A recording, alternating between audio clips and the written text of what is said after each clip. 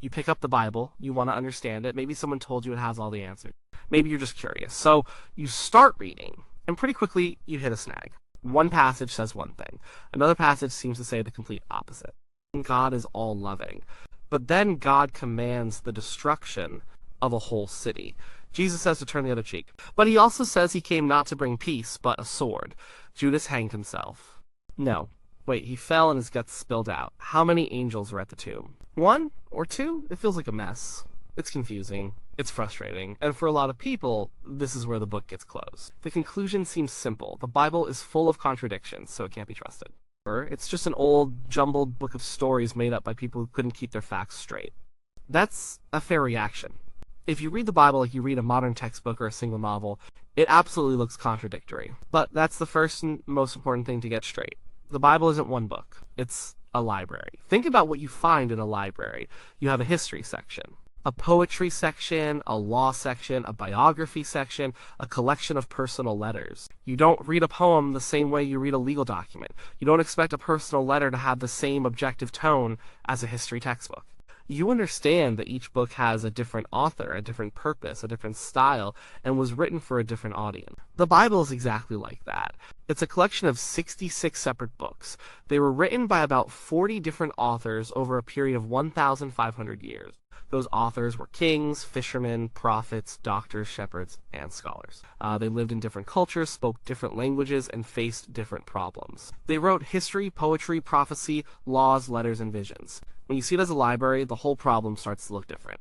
You wouldn't walk into a library, pick a book of poetry off one shelf and a history book off another, find a disagreement between them, and declare the entire library a contradiction. You'd understand they are doing different things. So the biggest reason the Bible seems to contradict itself is that we are reading it wrong. We're expecting a single, flat, uniform voice from a book that is actually a chorus of many voices, speaking across centuries. The goal isn't to flatten those voices into one, it's to understand why each one is saying what it's saying, how it's saying it, and to whom. Let's get practical. Most of the seeming contradictions fall into a few main categories. Once you have these tools, you can start to make sense of the tough passages for yourself. First, there's the issue of different perspectives. This is the simplest one to grasp. Imagine there's a car crash at an intersection. 4 people witness it.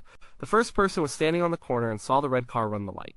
The second person was in a building overlooking the scene and saw the blue car speeding. The third person was a block away and only heard the screech and the crash. The fourth was a paramedic who arrived later and saw the aftermath.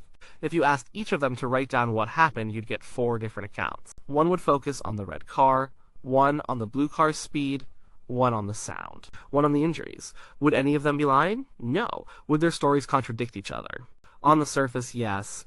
One might say, I saw the whole thing. The red car was the problem. Another might say, the blue car was driving way too fast. They are all telling the truth from their unique perspective. They are emphasizing different details based on what they saw and what they thought was important. This is exactly what we see in the 4 Gospels, Matthew, Mark, Luke, and John. They are 4 accounts of the life, death, and resurrection of Jesus. They don't always line up perfectly on the small details. Take the resurrection. Mark says the women went to the tomb and saw a young man in a white robe. Matthew says they saw an angel whose appearance was like lightning. Luke says they saw 2 men in clothes that gleamed like lightning. John says Mary Magdalene saw 2 angels in white. So, which is it? 1 man, 1 angel, or 2 men, 2 angels? A modern historian would call this a hopeless contradiction. But these writers weren't modern historians with tape recorders. They were ancient biographers telling a story to make a point. Matthew is writing for a Jewish audience. He is focused on showing Jesus as the fulfillment of Old Testament prophecy. His account is full of drama and power. An earthquake. An angel descending from heaven like lightning. It's meant to show divine, world-shattering power. Luke is a careful historian, a doctor. He often gives more detailed, orderly accounts. He emphasizes the humanity of Jesus and the inclusion of women in his ministry. So he notes that there were 2 figures, and the women were terrified. John's gospel is the most theological. He's writing later than the others and wants to explain the deep spiritual meaning of who Jesus is. His focus is on Mary's personal, emotional encounter with the risen Jesus in the garden. The angels are part of that intimate scene. They aren't contradicting each other so much as they are complementing each other.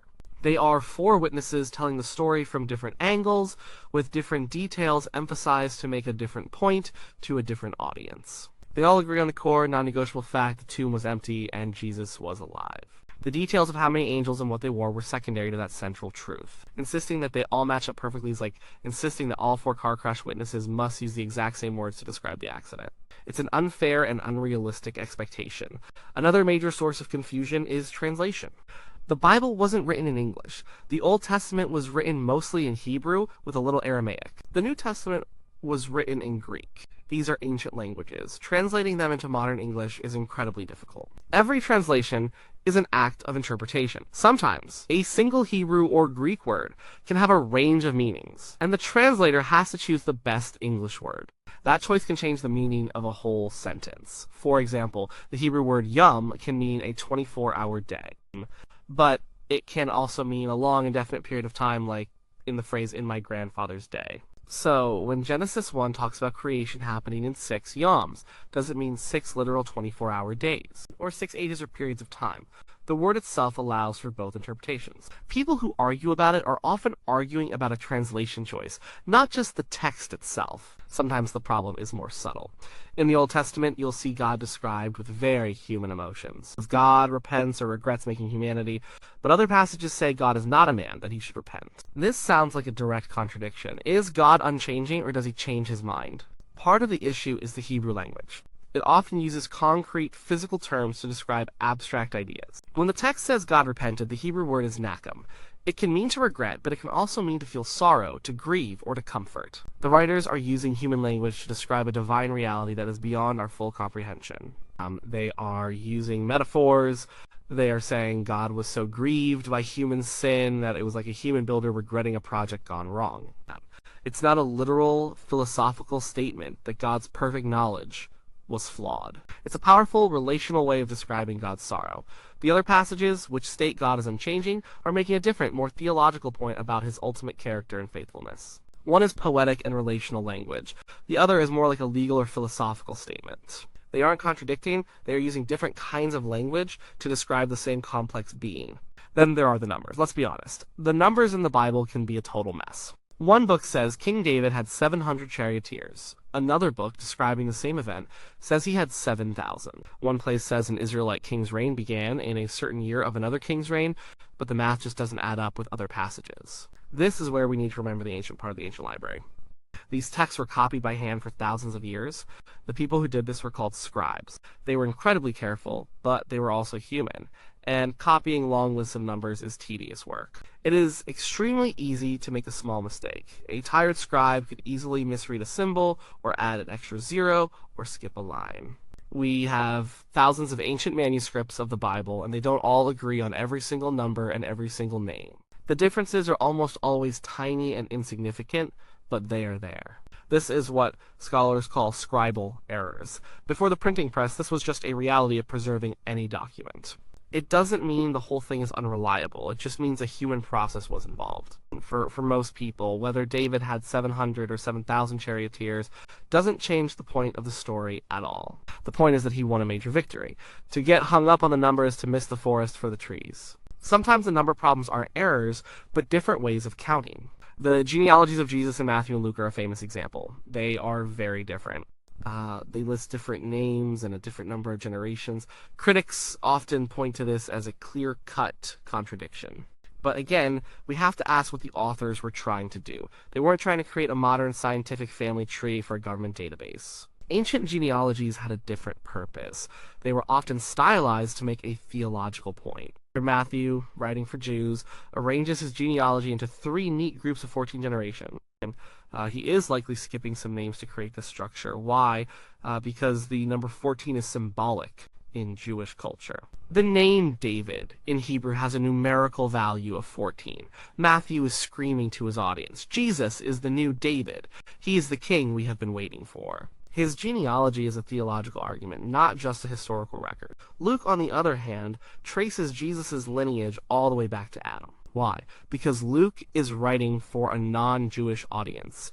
He wants to show that Jesus isn't just the savior of the Jews, but the savior of all humanity. His genealogy makes a universal claim. So, are the genealogies contradictory? Yes, if you read them as modern birth records. But if you read them for what they are, theological arguments in the form of a family tree, they aren't contradicting. They are using the same tool to make different, but compatible, points about who Jesus is. This leads to the next big category genre. We touched on this with the library analogy, but it's worth going deeper. You don't read the Psalms the same way you read the Book of Kings. The Psalms are poetry. They are songs of praise, lament, and anger. When a psalmist writes, "My tears have been my food day and night," we don't think he literally stopped eating and only drank his own tears. It's a poetic expression of profound grief. When he says of his enemies, "Dash their infants against the rocks," it is a raw, brutal expression of human rage and a desperate cry for justice. It's not a divine command for everyone to go out and kill babies. Honest, raw, human emotion directed at God. It's in the Bible not to be imitated, but to show that God is big enough to handle even our darkest, most violent thoughts.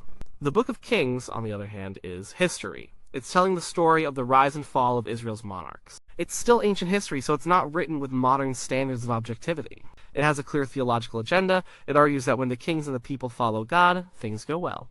When they don't, things fall apart. But it is still primarily concerned with recording events that happen. One of the most famous contradictions is between the two creation stories in Genesis 1 and Genesis 2. In Genesis 1, God creates plants, then animals, then man and woman together, last of all.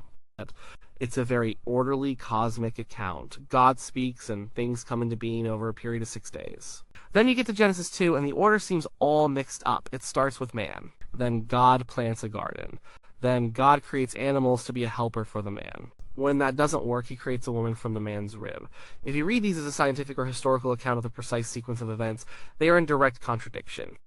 But almost no Bible scholar today thinks that's what they are. They are two different stories with two different purposes. Genesis 1 is like a wide-angle lens. It's a majestic, poetic account of the creation of the entire cosmos. Its structure is highly stylized and formal.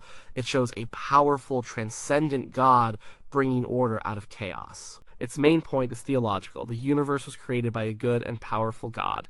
It is orderly, and humanity is the pinnacle of that creation made in God's image. Genesis 2 is a close-up lens. It zooms in on the human story. It's a much more personal, intimate, and earthy account. God forms man from the dust with his own hands and breathes life into him. God walks in the garden.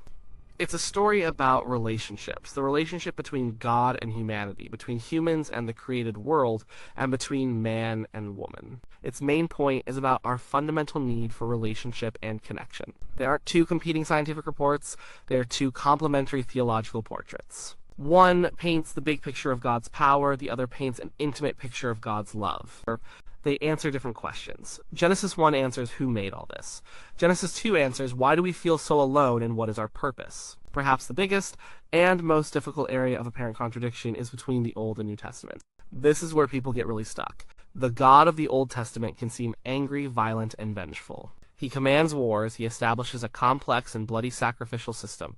He sets down hundreds of laws, some of which seem bizarre or cruel to us today. Then you get to the New Testament, and Jesus talks about a God of love, mercy, and forgiveness. But he tells people to love their enemies and turn the other cheek. It feels like two different gods. How can the God who commanded the Israelites to wipe out the Canaanites be the same Father that Jesus talks about? This is a deep and difficult question. There's no simple, easy answer that will satisfy everyone. But the concept that helps here is often called progressive revelation.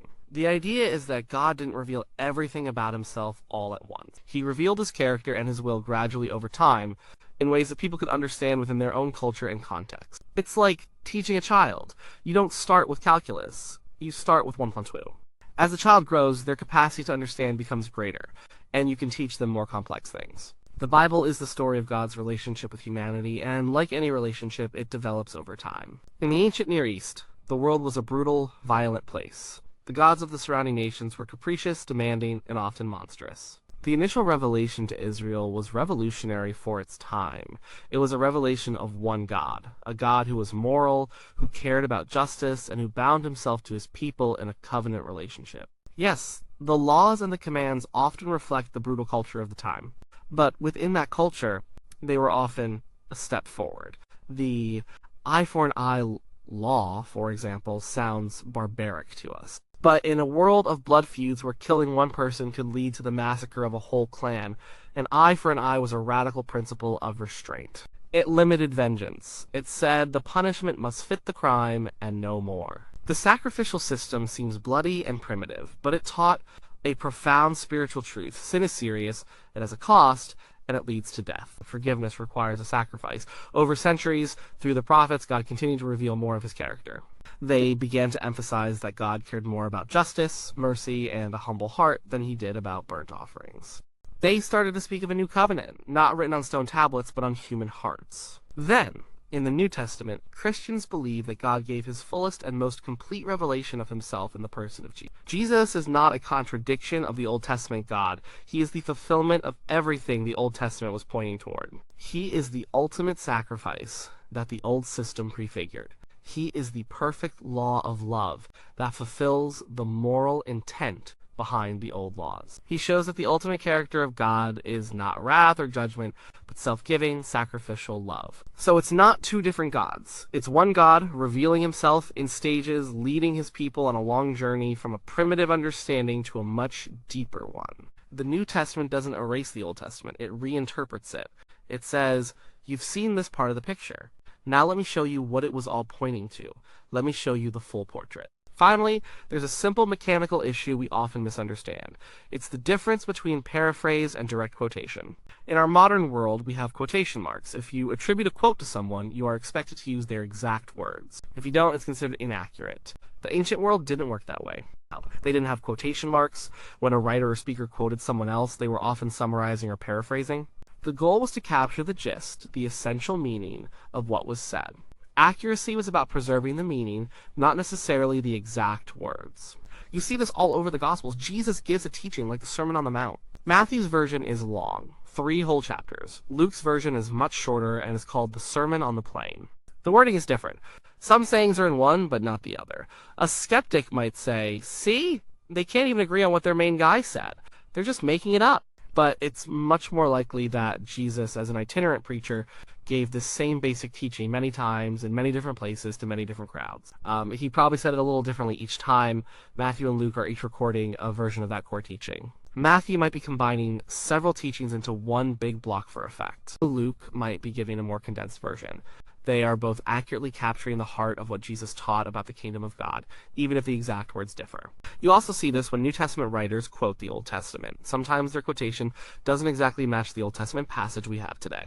That's because they were often quoting from a Greek translation of the Old Testament that was popular at the time called the Septuagint. Or they were simply paraphrasing from memory to make a theological point, which was a perfectly acceptable practice. They weren't trying to deceive anyone. Their audience would have understood how this worked. It's only our modern, rigid expectations about quotation that make it seem like a contradiction. So what does all this mean? Does it mean there are no difficult passages in the Bible? Absolutely not.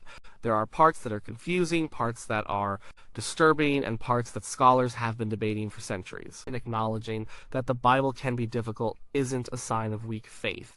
It's a sign of honesty. But it does mean that most of what we call contradictions aren't contradictions at all. They are failures on our part to read the Bible for what it is. We are reading an ancient, complex library from a different time and culture as if it were a single, simple book written for 21st century America. When we hit a tough spot, the first question shouldn't be, is this a contradiction? The first question should be, what am I missing? Am I failing to see the author's perspective? Am I misunderstanding the genre? Is there a translation issue? Am I imposing a modern standard on an ancient text? Reading the Bible this way requires a bit more work. It requires humility. It requires being okay with not having all the answers neatly tied up. It means accepting that the Bible is not primarily a science book, a history textbook, or a rule book. It is the story of God's messy, complicated, beautiful, and ultimately redemptive relationship with humanity. The small inconsistencies in the details, the number of angels, the exact wording of a quote, the sequence of events tend to fade into the background when you grasp the stunning consistency of the big story. From Genesis to Revelation, it tells one overarching story: a good world that has become broken by human sin and selfishness. A God who does not give up on his creation, but pursues it, calling a people to be a blessing to the world. A promise that unfolds over centuries, culminating in Jesus, a new community formed by his Spirit, tasked with continuing his work of love and healing. And a final hope that one day God will make all things new, wiping away every tear and righting every wrong. That central message is remarkably coherent across thousands of years and dozens of authors. The real miracle of the Bible isn't that it's perfect in every tiny detail. The miracle is that this diverse, ancient, and very human collection of books can still speak so powerfully today, telling a single compelling story of love and redemption. Learning to read it well, with its context and complexity in mind, doesn't destroy its credibility. It unlocks its true depth.